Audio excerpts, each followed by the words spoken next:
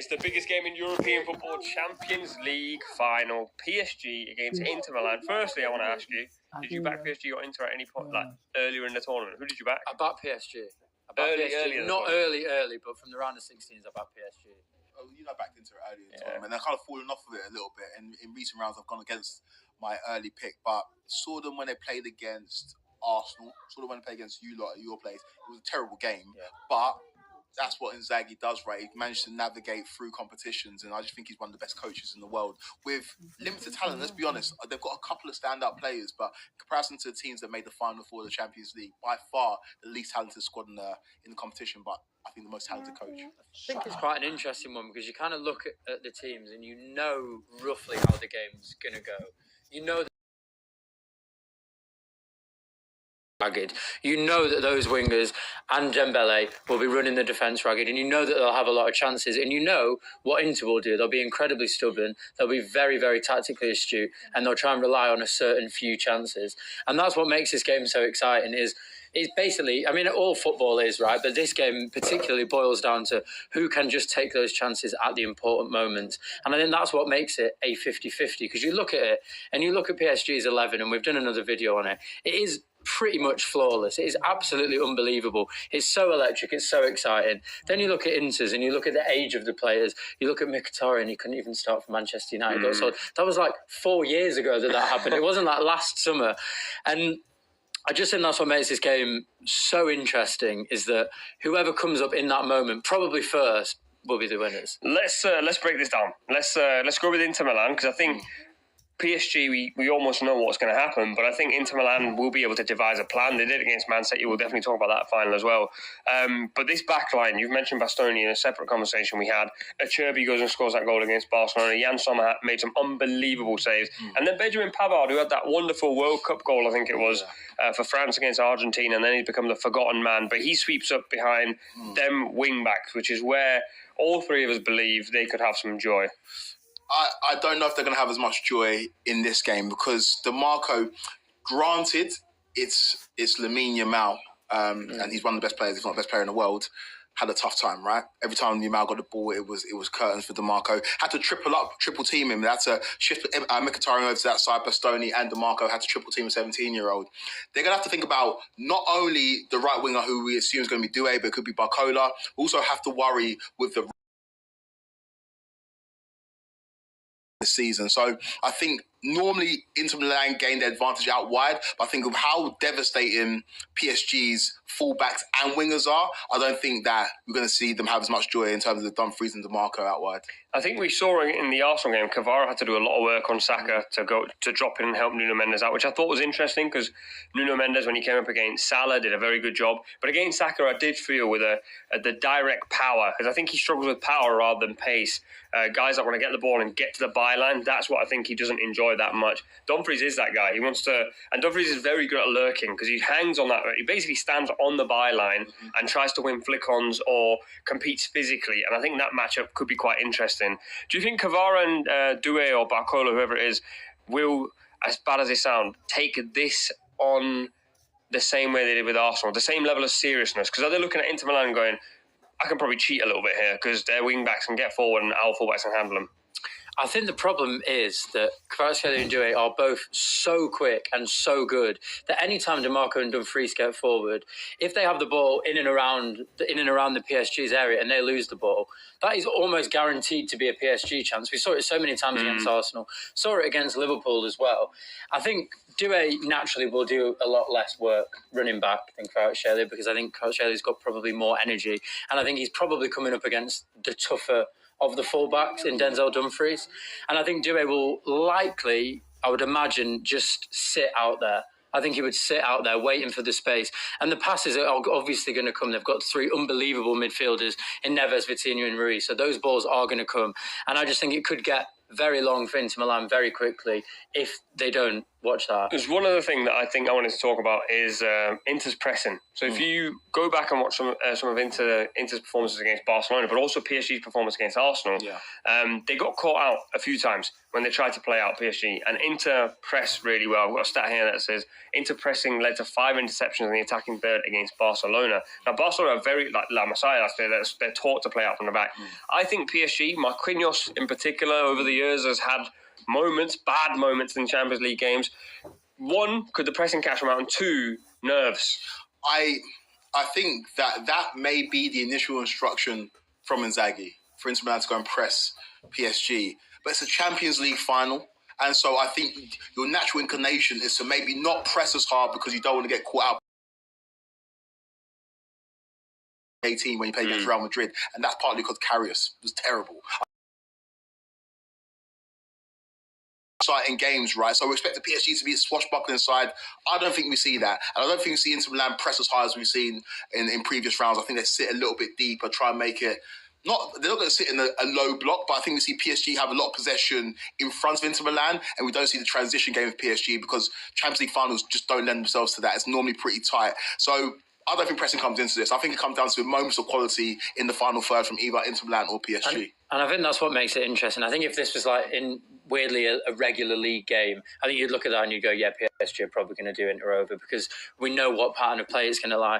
But you are right. I think Inter are just going to sit back. They're going to try and invite PSG on. I think the problem with that is that you look at those front three, they're all wonderfully technical and they can hit you on both feet, which is going to be a bit of a struggle. But I do just think, as you say, it's going to come down to those moments like most Champions League finals do.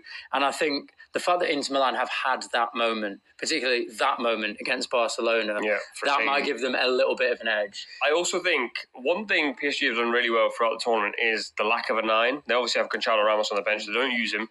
Against a back three, a Cherby who at his age wants to go man to man with someone. He wants to hold someone's shirt basically and get close. Pavard on him, he's not that quick. And Bastoni, I actually think, is probably one of the most complete centre-backs in the world.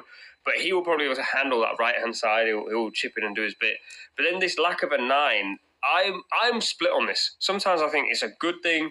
In a game like this where it's going to be tight and congested, I think it could end up being a bad thing because I think the game that you obviously played against, not you specifically, but Man City played against Inter in that Champions League final. Did you play with a 9 that day? You did, didn't you? Yeah, I played with Haaland. Yeah, so Haaland played up top and he was pretty... shut out. Yeah, it was anonymous because they had 3 centre-backs. So in a lot of ways, maybe I have a chance for my own question. Not having a 9 might work. Yeah, I think so. I think, just as I said before, I think the quality that all 3 of those have and the different types of attack that they can use, the fact that they can all shoot from distance. We've seen all 3 of them score goals from outside the box in this Champions League. And I just think sometimes when you do play with the 9, as we saw in the Champions League final with Manchester City, yes, City did win, but Haaland got absolutely no service because it was predictable they weren't able to do that. And I think, again, as I say, I think that will probably favour Inter a little bit. I do also feel like they know how to play the system. They played with the system for the majority of the season. And I think Champions League is less about like having that out-and-out number 9. Of course, everyone will love it, but you can almost game plan for those type of players. And I've seen a player like Haaland struggle in major finals because teams have longer to game plan. If you've just got X factors, and that's what you need across the front line, X factors, somebody that can put the ball in the back of the net or create a moment of magic. Again, I always bring it back to Chelsea, but in 2021, we didn't have a number 9. It was Kai Havertz playing as a false 9, Timo Werner on one side and Mason Mount on the other side. Again, I'm not calling any of those players X factors that now play for rival sides. But at the time, they were players that could do something and make a difference. And so the number 9 thing I think, is a little bit overstated. As long as you've got players that can... God, you have to start with me. I think it's a really, really difficult one to call. I think it's probably going to be a slightly less exciting game than we want it to be. As Quokey said, Champions League finals are never that exciting. I think it will hinge on the moments, but I do just think the PSG have too much quality, and I just feel like the fact that they've been to a Champions League final before, lost, they had all these stars, they had Neymar, they had Messi, they had Mbappe, they couldn't get over the line. It just feels like there's something special about this team. So I'm going to go with 1-0 PSG. With Inter Milan, I think similarly to Spurs in 2019, I think they used up their magic in the semi-final. I think PSG are just a better team like Liverpool were in 2019. I don't think it's going to be a vintage PSG performance, but I think they get over the line and claim their first ever Champions League title, winning the game 2-1. I think It's tough, man. Like, You've been backing Inter all I'm year. backing the whole way, but I also said when PSG... Don't run!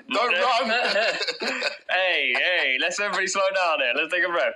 I also said when PSG beat Liverpool that I think that was their moment that they came... They sort of arrived into the team that everyone imagined them to be. Then they went and did it again and again and again.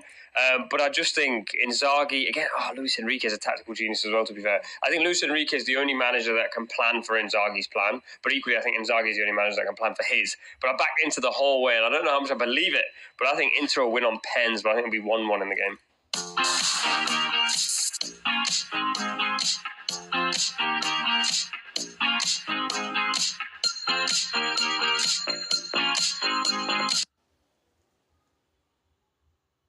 They kind of woke up one morning and decided, what if we took all of our money and spent it towards a real footballing project with a good coach, an idea of who we want to be? And it's kind of a terrifying proposition because they have taken a step forward. And it's crazy to say after losing Mbappe to Real Madrid, but Real Madrid got worse. PSG got better. I understand that correlation is not always causation, but that's kind of what we've seen.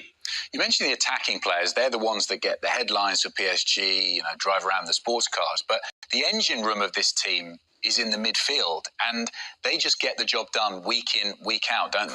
Absolutely amazing. When you look at this three, Fabian Ruiz, João Neves, and Vitinha, we can also include Warren Zaire-Emery, who at one point in the season was starting ahead of Fabian Ruiz. But this three is absolutely incredible, and you wouldn't think it's not loaded with a number 6 that's 6'1" and is an incredible, physically imposing player. It's Vitinha who controls the game, João Neves who controls the game. Fabian Ruiz is a terrific complementary piece in that midfield, both for Spain and for PSG. And I think we look at this midfield and we see everything in it. We see contributions in the final third with line-breaking passes. We see pressing moments that allow them to recover the ball and get after their opposition. But I think most of all, the biggest thing that this midfield does is they control the game. It's so difficult in modern football. It's so often where games are won and lost. It's not something that we talk about very much in terms of when we're after the game. We're breaking down the goals. We're breaking down the assist makers. But when you can control a game through the middle, when you come up against this PSG side, you will have moments where it's 45 seconds to a minute without the ball. Then you get it back. Then you lose it again. And it's 45 seconds to a minute without the ball. They just over and over again are controlling the tempo, controlling the rhythm, and making it impossible for you to play. I think that's what this midfield does better than any other in Europe right now. This is the best combination of three that we see. And I think, obviously, the Inter three are fantastic in their own right, but this is different level for me. Let's talk a bit more about Ousmane Dembélé. He has been absolutely red hot in 2025 so far. We spoke to our French football correspondent, Tom Williams, and asked, is Dembélé the best player in the world right now? Ousmane Dembélé's performances for Paris Saint-Germain this season have created a real feel-good factor in France. He burst onto the scene nearly 10 years ago as a teenage winger with Rennes and immediately became one of the most popular footballers in the country, a preposterously talented player. The character is slightly scatterbrained, the famous interview where he doesn't know whether he's right-footed or left-footed, popular with all of his teammates, particularly when he's playing with France, close friends with Kylian Mbappe. There's always been a lot of affection towards him in France. But his career has had its ups and downs. A great season at Borussia Dortmund, but he then goes on strike to force through a move to Barcelona, which put a few noses out of joint. Really difficult first few years at Barcelona. Constantly injured, accusations about his timekeeping, his professionalism. Wins the World Cup, of course, with France in 2018, but is dropped after the first game and plays quite a peripheral role, and injuries then prevent him playing a bigger role with France over the years. I think people were happy to see him come home when he joined PSG in 2023. Decent first season, and then suddenly this season, he has exploded. There's a feeling that he is finally fulfilling that potential that was first seen in his breakthrough season at Rennes. He's clearly a front runner for the Ballon d'Or, particularly if PSG win the Champions League. And I think if he were to win the Ballon d'Or, that would go down very well with French football fans. Well, Whitty, can a footballer who doesn't know whether he's left-footed or right-footed win the Ballon d'Or? That's the big question. But the numbers he's putting up, especially this calendar year, have been absolutely unbelievable. 48 matches across the season for Dembele, 33 goals, 12 assists, only one less goal than Rafinha, and then Lamine Yamal as well. He scored plenty more goals than that, slightly less in terms of the number of assists, 21 versus 12. I mean, clearly it depends on his performance in the final. If he puts in a match-winning performance, scores a goal, perhaps a Ballon d'Or winner. But when you compare him against Rafinha, Lamine Yamal, some of the other great players in European football and world football, you have to make a pretty good case, don't you? Right, as he's got 33 and has added an element to the game that it was always into this final, because PSG, for you go back to the way that they dominated against Liverpool in that first leg. He does eventually get the goal in the second leg, but at times they are missing chances. At times they are not putting away the chances when they are dominating in games, but has obviously gotten huge goals in this Champions League for Paris Saint-Germain. Is, I think, in some ways part of the catalyst for the turnaround of this team. You go back to the Manchester City game in the Champions League in the month of December when they moved him into the center of the forward line. I think that opened up a lot of things. And basically, Luis Enrique said, yeah, you know, we've spent 150 million on Kolo Muani and Gonzalo Ramos, but we're going to play without a striker. And he figured out the best way to deploy Dembele up front. He's obviously been a huge part of this team, but I still am worried that the period that we saw where he was brilliant, those 4 months where he scored the 24 goals, represent an anomaly over the course of his career. He has never been a clinical goal scorer. For Borussia Dortmund, for Barcelona, it's one of the many frustrating things about his career. And so I do wonder if, when it comes down to it, in that moment in this final, if he's going to be able to finish off that chance. So there is that little part of me that's worried. And just quickly as well, I do think credit has to go to Luis Enrique with the work that he's done with Ousmane Dembele, because he was out in the cold, wasn't he, earlier on in the season, left out of that game in the league phase against Arsenal, and now he's one of their best players. Yeah, and that's the man management that he's done with a few players in this side. We can now basically close our eyes and pick the team, but that wasn't obvious. It wasn't obvious from day one who the best 11 was going to be, because they have depth in almost every position. They have players that are going to come off the bench in this game. You're going to go, wow, Gonzalo Ramos is coming off the bench. Okay, one of that night that could be tomorrow. I think that it's always met with a balanced approach of understanding the moment and how important that could be. But I think that this is not a young Inter side. It's a very experienced Inter side. It's an Inter side that's been there before. So if there's any club that could all of Europe that can deal with, all right, we might go trophyless. Let's not go into this with a fear approach. It would be Inter, and it would be Simone Inzaghi, simply by the way that they approach finals, how they've done in knockout tournaments, and also by the confidence that they get after knocking out Bayern Munich and then knocking out Barcelona in the way that they did. I think there's something very it's meant to be for them to win the Champions League. And I also think, Marco, when we talk about this team, so often it becomes about age, right? This is an older team, average age older than 30. There is that very thin line between old and experience. I think this side usually is on the right side of it, their experience. How significant will that experience be in this final, coming up against a PSG side that, while brilliant, is fairly young? It's the reason why I had Inter beating Barcelona, and it's the reason why I have Inter beating PSG. It's because of that experience. That Barcelona and the PSG, I think they will win Champions League in the future. Phenomenal team, PSG. What they've been able to do from nearly not qualifying out of that league phase, which was very easy for a lot of the big teams to get through, and then where they've gone from here, there's a lot to be said about Luis Enrique's team. But for me, that experience matters. It's a fight. It's the small details. And that is what I think will get them over the hump. You learn more from your losses than you do anything else. 25, what he was able to do. Thuram earlier on in the season as well. They haven't hit the top form at the same time. And I think that would be, obviously, without even saying how important that could be. But I think what's so special about this two-man front line, which everybody has said recently, and I reiterate that we don't see a lot of teams play that two-forward system. But the reason why I think it's so important, both of these strikers, they're not selfish strikers. They want the rest of the team to get involved. And that's why Inter was able to beat Barcelona, it was because they, even if they're not involved in the goal scoring, they're the ones who will check in. They're the ones that will allow Dumfries or Di Marco to get in behind and allow Inter to exploit a high defense and use the speed that they have within their squad. Against Barcelona, when I think he said this week that he couldn't lift his leg for 2 days after playing that game because of how much he gave and he was carrying an injury. Is there any worries about him and what he can deliver in this final tomorrow? No, not for me. Not at all. And I think Lautaro has shown the connection that he has to this Inter side, and you referenced it. He was crying afterwards, saying that he even said I think he showed a screenshot with his family saying that no matter what, I'm going to play in this match. And that just shows you that grit, that spirit that he has, the connection that he has to Inter as a club. And there's a beautiful moment even today on Sky Italia where he's being interviewed, and there's messages from his family that are wishing him best of luck. And he broke down into He's very solid. He's very solid defensively. I think they play good football. They have players that can make the difference, and I think they have some, of course, right now for me, 50-50 chances to win. What do you think will decide this final? Because everybody we speak to say it is so difficult because they are so closely matched. Do you agree? Yeah, I think sometimes it's small details, small moments of the game that you have to be concentrated, don't miss easily the ball.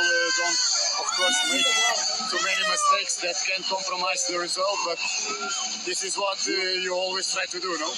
If you had to pick one Inter player who could be a match winner, who would it be? One player who could make the difference. I think Thuram. Why?